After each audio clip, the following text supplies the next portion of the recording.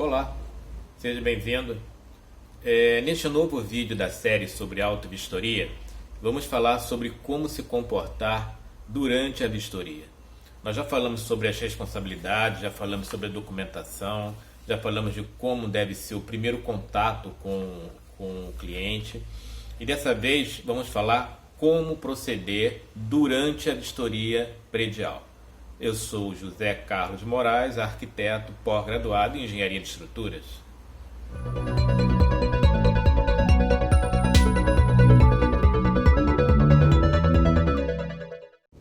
Então vamos com o nosso assunto de hoje, que é como se comportar durante a vistoria predial.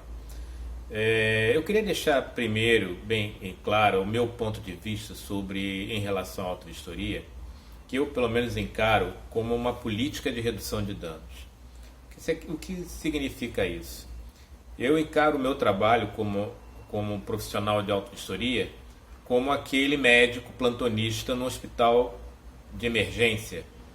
Ele está ali, vai receber um paciente que de repente nunca foi atendido por um médico na vida e cheio de problemas de saúde, problemas não graves e problemas graves. E ele vai fazer o possível com os recursos que tem para salvar aquela pessoa. Mas se a pessoa morrer, ele fez o possível dentro dos recursos dele para salvar aquela pessoa. A mesma coisa é o profissional de auto-vistoria. Você vai entrar num prédio que de repente nunca houve uma visita de um profissional para ver as condições do prédio. E você vai fazer o possível dentro das suas condições para diminuir os danos. Essa é a visão que eu tenho do profissional de auto-vistoria. Bom, então como se comportar na visita à edificação? Primeira coisa muito importante, seja pontual. Lembre-se que tem lá um prédio cheio de pessoas que deixaram de fazer do seu dia a dia para lhe atender. Então, seja pontual, isso é muito importante. Outra coisa importante é o checklist. Na prática, eu já não preciso do checklist, né? Eu já não preciso acompanhar o checklist para saber quais são os pontos que eu vou historiar.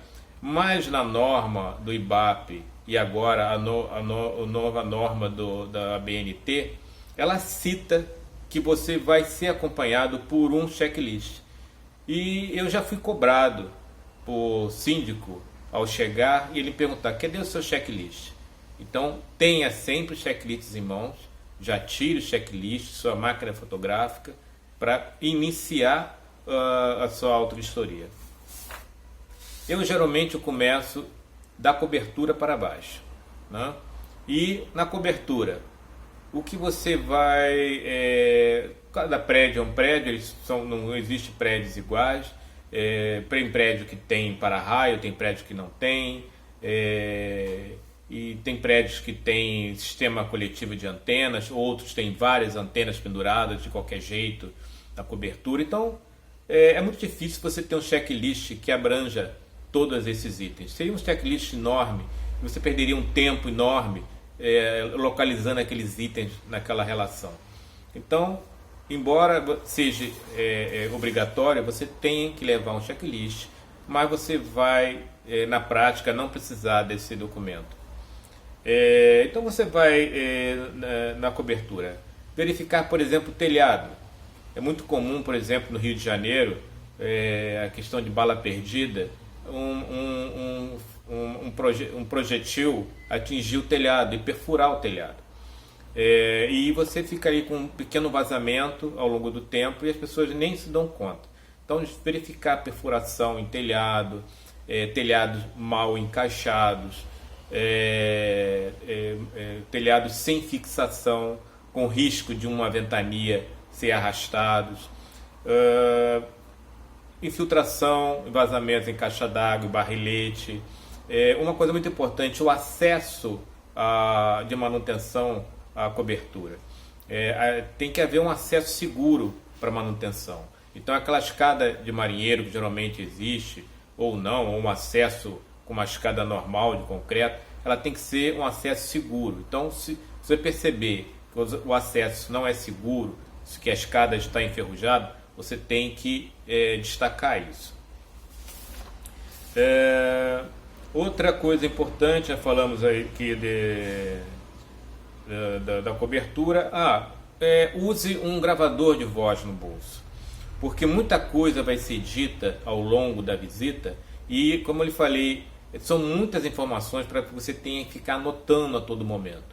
Então use um gravador de voz e você vai repetindo propositalmente para que fique registrado aquela informação. Outra coisa importante é: fale pouco, pergunte apenas o necessário, ouça bem o que as pessoas estão lhe falando. Então não faça pergunta como: qual foi a última manutenção que houve no prédio? Você vai levar o dia inteiro ouvindo sermão de síndico. Então pergunte, faça perguntas pontuais. Por exemplo, essa bomba d'água já houve manutenção? Há quanto tempo? Né? Esse relógio, esse quadro de relógio, há quanto tempo já tem manutenção? Não teve manutenção? Então faça as perguntas pontuais e ouça, porque essas respostas do síndico às vezes trazem muitas informações. Por exemplo, fui visitar um prédio, né, da Zona Sul, um prédio antigo da Zona Sul, e percebi que, pela prática, né, que os disjuntores do quadro eram valores muito altos, do tipo 45, 50 amperes, se não me engano, não sei qual é o valor comercial, mas eram valores altos. Aí eu perguntei ao síndico, há quanto tempo houve manutenção nesse quadro de disjuntores, esse quadro de medidores? Aí ele falou: não, fizemos manutenção há pouco tempo. Inclusive, mudamos todos os disjuntores que eram de 25 para 40 amperes. E nunca mais os disjuntores desarmaram. Amigo, isso é inadmissível. Você não pode alterar os valores dos disjuntores a seu bel prazer. Os disjuntores são especificados de acordo com a carga suportada pela instalação. Ou seja, aqueles disjuntores realmente nunca mais vão desarmar. Vai pegar fogo no prédio inteiro e eles vão ficar armados. Então ouça, né? Façam perguntas específicas e ouça, porque você vai ter muitas informações importantes durante a visita. Então, já falei então no telhado. Então a gente, ao terminar o telhado, vamos descendo pelo corredor, pelas escadas, não pelo elevador. Vamos verificando luz de emergência, muito importante, o corrimão, se eles estão firmes, se estão fixos, né? Passando pelos corredores, verificando os sensores de presença, mangueiras, qualidade da mangueira, se estão ressecadas, se estão amareladas pelo tempo, os extintores, se estão carregados, estão com selo na validade, e fazendo as visitas às unidades que solicitaram visita, tá? Playground, térreo. No térreo, que nós vamos verificar bombas de recalque. É muito importante você verificar, que é muito comum, as instalações elétricas da bomba de recalque estão apoiadas no chão, fora de conduítes, fora de eletrodutos. Isso é muito ruim, porque num incidente ali, um vazamento grande de água, a parte elétrica vai ficar submersa. Então, todas as instalações fora, né, não estejam em contato com o piso, isso é muito importante.